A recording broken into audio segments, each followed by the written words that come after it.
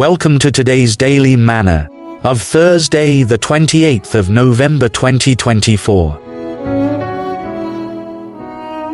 Today's topic is, God will fight for you. Our text today is taken from Exodus chapter 17 verses 8 through 16. Then came Amalek, and fought with Israel in Rephidim. And Moses said unto Joshua, Choose us out men, and go out, fight with Amalek. Tomorrow I will stand on the top of the hill with the rod of God in mine hand. So Joshua did as Moses had said to him, and fought with Amalek. And Moses, Aaron, and Hur went up to the top of the hill. Verse 11. And it came to pass, when Moses held up his hand, that Israel prevailed. And when he let down his hand, Amalek prevailed.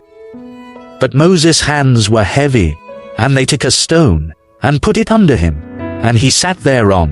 And Aaron and Hur stayed up his hands, the one on the one side, and the other on the other side, and his hands were steady until the going down of the sun. And Joshua discomfited Amalek and his people with the edge of the sword. And the Lord said unto Moses, Write this for a memorial in a book, and rehearse it in the ears of Joshua. For I will utterly put out the remembrance of Amalek from under heaven. And Moses built an altar, and called the name of it Jehovah Nissi. Verse 16. For he said, Because the Lord hath sworn that the Lord will have war with Amalek, from generation to generation.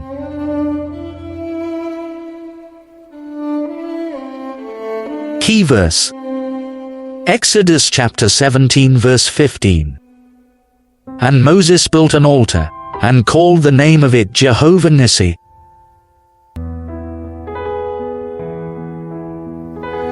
Following their miraculous victory over a confederacy of Arab nations led by Egypt, that fought against Israel in the famous Six-Day War of 1967, former Israeli president and wartime pilot, Major General Ezra Weizmann, simply said the victory was the finger of God.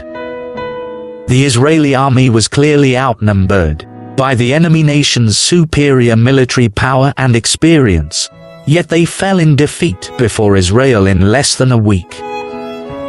When God fights for you, no power can stand before you. In our reading today, the young nation of Israel had just left Egypt, en route the promised land. They had not gone too far when the nation of Amalek rose up against them, seeking to halt their forward journey to the land of promise. By this time, Israel had no standing army and was utterly inexperienced at warfare. However, through Moses, God instructed Joshua to rally a few men to face the Amalekites. While Joshua and his men engaged in the war, Moses, supported by Aaron and Hur, interceded for them, and God did fight for them. The Amalekites were defeated, and in praise to God, Moses raised an altar before the Lord, in which he acknowledged God as their banner, Jehovah Nissi. No matter what enemy may confront us in the battle of life, we are confident of victory. This being the case, we do not have any reason to fear as Christians. The devil may attack our health and well-being, work and businesses, home and family life, or calling and ministries. In whichever form the attack may come, his primary focus is to stop our heavenward journey. This we must resist vehemently with faith in God. We must resist the temptation to succumb to the enemy's threats. Fear will make us look away from God to other sources for help. Fear will make us surrender our liberty to the enemy and become his ensnared slave. But we must remember that the Lord is always with us as a mighty man of war. He will fight for us and hand us the victory banner.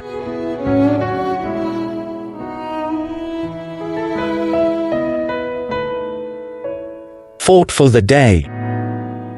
When God fights for you, no enemy can withstand you. The Bible in 1 Year.